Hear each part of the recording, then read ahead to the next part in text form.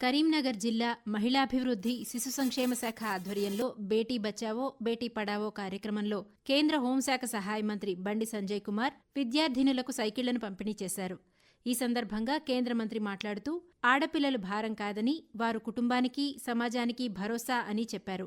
ఆడపిల్ల పుట్టినప్పటి నుంచి వివాహం అయ్యే వరకు కేంద్ర ప్రభుత్వం అనేక సంక్షేమ పథకాలను అమలు చేస్తోందన్నారు.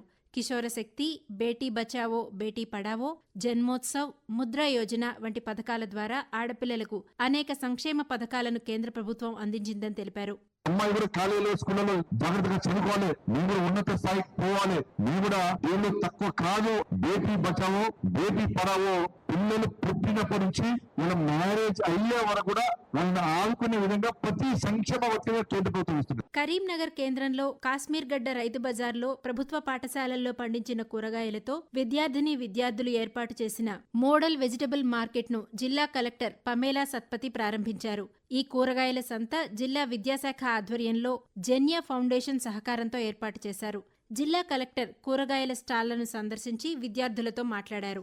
కేంద్ర ప్రభుత్వం పథకం ఆధ్వర్యంలో పీఎం శ్రీ పథకం కింద కరీంనగర్ ప్రభుత్వ పాఠశాలలకు ప్రభుత్వం నిధులు మంజూరు చేసింది.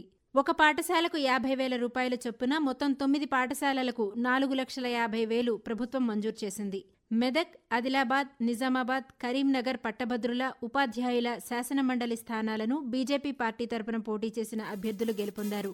ఉపాధ్యాయ శాసనమండలి బీజేపీ అభ్యర్థి మల్కా కొమురయ్య సమీప ప్రత్యర్థి మహేందర్ రెడ్డిపై విజయం సాధించారు. పట్టభద్రుల శాసనమండలికి బీజేపీ అభ్యర్థి చిన్నమైల్ అంజిరెడ్డి తన సమీప ప్రత్యర్థి కాంగ్రెస్ పార్టీ అభ్యర్థి నరేందర్ రెడ్డిపై 5,106 ఓట్లతో, రెండవ ప్రాధాన్యత ఓట్లతో విజయం సాధించారు. జిల్లాలో ఎండలు పెరుగుతున్న నేపథ్యంలో గ్రామీణ ఉపాధి హామీ పథకం కింద పనిచేసే కూలీల కోసం అధికారులు తగిన జాగ్రత్త చర్యలు చేపట్టారు. కూలీలకు ఇబ్బందులు తలెత్తకుండా టెంట్, తాగునీటి వసతి కల్పించడంతో పాటు ప్రథమ చికిత్స కిట్స్ను సమకూరుస్తున్నట్లు జిల్లా గ్రామీణ అభివృద్ధి అధికారి శ్రీధర్ తెలిపారు. దీంతో పాటు ఎండవేడిమి నుండి ఉపశమనం కలిగేలా ఉదయం, సాయంత్రం వేళల్లో మాత్రమే పనిచేయాలని సూచించారు. కరీంనగర్ పట్టణ నూతన పోలీస్ కమిషనర్గా గౌస్ ఆలం బాధ్యతలు స్వీకరించారు. ఇటీవల రాష్ట్ర ప్రభుత్వం చేసిన బదిలీలో భాగంగా ఆయన నూతన కరీంనగర్ పోలీస్ కమిషనర్గా నియమించబడ్డారు. ఈ సందర్భంగా కరీంనగర్ నూతన పోలీస్ కమిషనర్ మాట్లాడుతూ నేరాల నియంత్రణపై ప్రధాన దృష్టి సారిస్తామన్నారు. కేంద్ర ప్రభుత్వం క్రీడలు, యువజన వ్యవహారాల మంత్రిత్వ శాఖ, జిల్లా నెహ్రూ యువ కేంద్రం ఆధ్వర్యంలో తిమ్మాపూర్లో వాగేశ్వరి ఇంజనీరింగ్ కళాశాలలో జిల్లా స్థాయి యువ ఉత్సవ్ కార్యక్రమం నిర్వహించారు.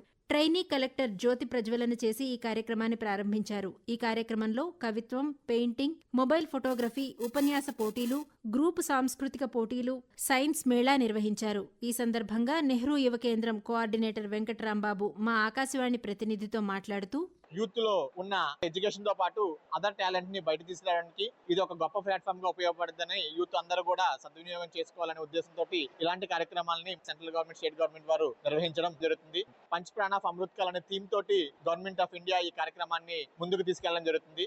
కొత్తపల్లి మండలం ఆసిఫ్ నగర్ జిల్లా పరిషత్ ఉన్నత పాఠశాలలో పలు సబ్జెక్టుల్లో వెనుకబడిన 3, 4, 5 తరగతుల విద్యార్థుల కోసం పాఠశాల విద్యాశాఖ ప్రవేశపెట్టిన ఏఐ కృత్రిమ మేధ కంప్యూటర్ ల్యాబ్ను జిల్లా కలెక్టర్ పమేలా సత్పతి ప్రారంభించారు. రాష్ట్ర వ్యాప్తంగా ఎంపిక చేసిన పలు పాఠశాలల్లో ఈ ల్యాబ్లు ప్రారంభం కాగా కరీంనగర్ జిల్లాలో 18 పాఠశాలల్లో ఏఐ కంప్యూటర్ ల్యాబ్లు ప్రారంభమయ్యాయి.